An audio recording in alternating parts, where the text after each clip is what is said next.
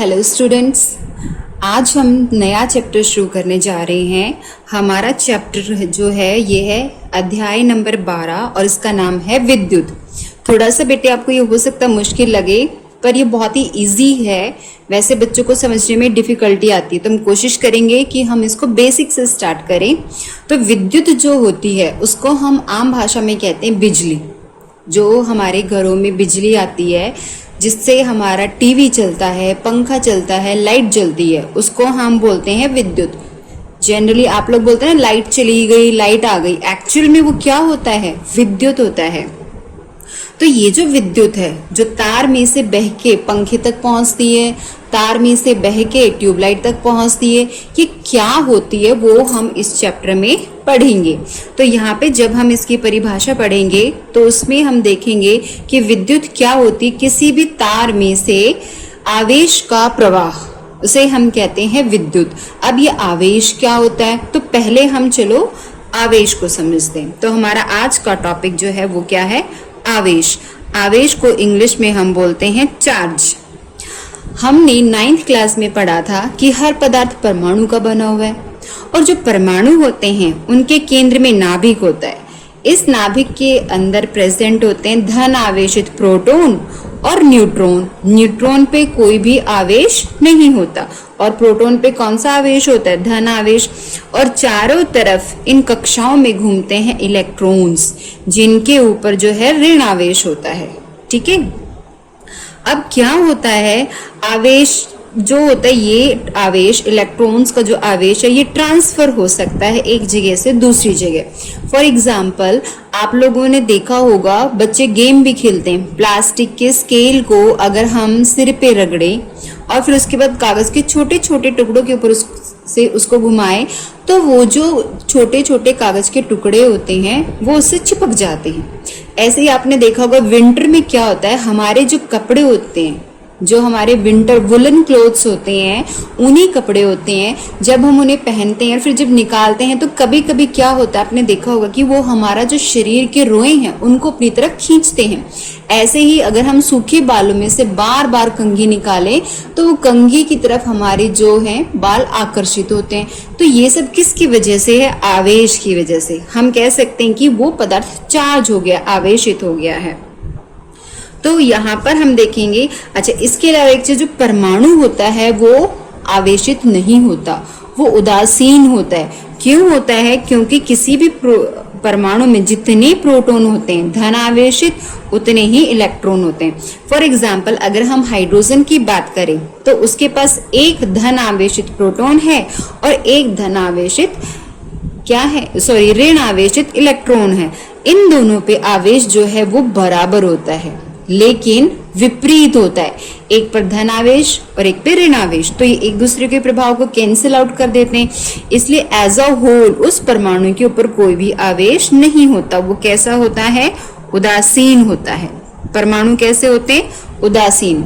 दूसरा उदाहरण हम समझते हैं ऑक्सीजन का। जो ऑक्सीजन होती है, इसके पास 8 जो हैं इलेक्ट्रॉन होते हैं और 8 ही प्रोटॉन होते हैं। इसकी परमाणु संख्या 8 होती है ना, तो धनावेश भी इसके पास 8 है और ऋण आवेश भी 8 है। तो ये एक दूसरे के प्रभाव को कैंसिल आउट कर देते हैं। तो एज अ होल ऑक्सीजन के ऊपर भी कोई भी आवेश नहीं होता। तो यहाँ से हमने देखा कि जो आवेश होता है वो 2 तरह का होता है, धन आवेश और ऋण आवेश। इसको हम सकारात्मक भी बोल सकते हैं और नकारात्मक भी हम इसको बोल सकते हैं। तो जो आवेश होता है वो कितने प्रकार का होता है? 2 प्रकार का, धनात्मक या ऋणात्मक। अब क्या होता है कि अगर हम समान आवेश को एक दूसरे के पास लेके आए, जैसे ये धन आवेश है, एक पदार्थ है या कोई भी कण है जिसके ऊपर धन आवेश है, उसके पास दूसरा अगर हम लेके आ रहे हैं वो भी धन आवेशित है, तो ये एक दूसरे को धकेलेंगे, विपरीत दिशा में एक दूसरे को धकेलेंगे, जिसे हम कहते हैं प्रतिकर्षण। और ये एक दूसरे को क्या करती है? प्रतिकर्षित। ऐसा कब होता है? जब आवेश जो होता है वो समान होता है। ऐसे ही अगर हम ऋण आवेश के पास किसी ऋण आवेशित पदार्थ को लेकर आएंगे तो वो भी एक दूसरे को दूर धकेलेंगे। इट मीन्स यहाँ पे भी क्या हो रहा है? प्रतिकर्षित, क्योंकि यहाँ पे कैसा आवेश है? समान आवेश। लेकिन अगर हम एक धन आवेश के पास ऋण आवेश को लेकर आएंगे तो वो एक दूसरे को अपनी तरफ खींचेंगे, वो एक दूसरे को आकर्षित करते हैं और इसे हम बोलते हैं आकर्षण। और ऐसा कब होता है? जब आवेश जो है वो एक दूसरे के विपरीत होते हैं।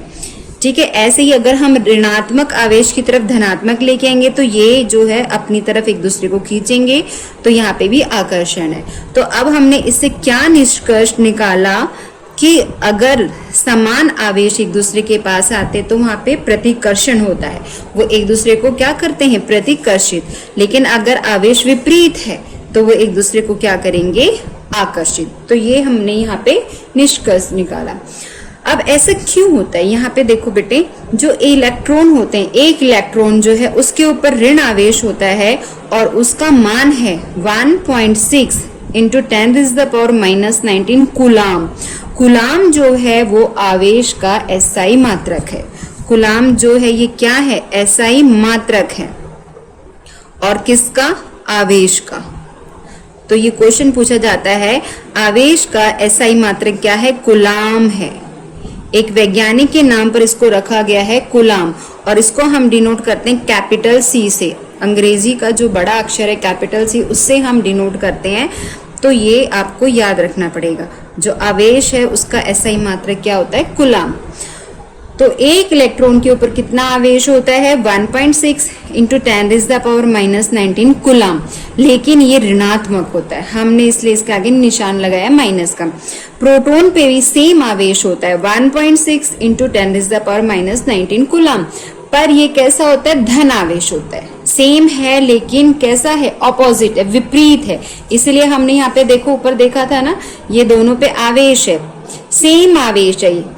ठीक है, इसके पास भी 1.6 इंटू 10⁻⁻19 कूलाम आवेश है, इसके पास भी है, पर डिफरेंस क्या है? ये इसका ऑपोजिट है। ऐसा जिस पे कोई माइनस या प्लस का निशान नहीं होता, वो हमने अपनी सुविधा के लिए उनको जो है नाम दे रखा है। ठीक है, तो ये ऑपोजिट होते हैं लेकिन इक्वल होते हैं, समान होते हैं लेकिन विपरीत होते हैं। अब एक क्वेश्चन आता है कि ये जो कूलाम इकाई है कि एक कूलाम में कितने इलेक्ट्रॉन होते हैं, ये हम निकालेंगे। तो यहाँ पे देखो, भी हमने देखा कि अगर 1.6 इंटू 10⁻⁻19 कूलाम है तो ये कितने इलेक्ट्रॉन पे आवेश है? एक इलेक्ट्रॉन पे। हमें क्या निकालना है कि एक कूलाम में कितने इलेक्ट्रॉन्स है। तो हम यूनिटरी मेथड यहाँ पे लगाएंगे, इकाई मेथड यहाँ पे लगाया जाएगा। तो यहाँ पर आप देखोगे 1 तो यहाँ पर आ गया, और जो ये 1.6 इंटू 10⁻⁻19 था, इसको हम डिवाइड करेंगे। जब हम डिवाइड करेंगे तो यहाँ से पॉइंट हटेगा और ऊपर कितना हो जाएगा? इंटू में 10, इंटू में 10 हो जाएगा यहाँ पे, और इसको हम डिवाइड करेंगे 1.6 से इंटू 10⁻⁻19। तो यहाँ पर हमारा ये बन जाएगा 10/16 इंटू 10⁻⁻19 कूलाम। जब हम इसको डिवाइड करेंगे तो हमारा यहाँ पे मान आएगा 0.625।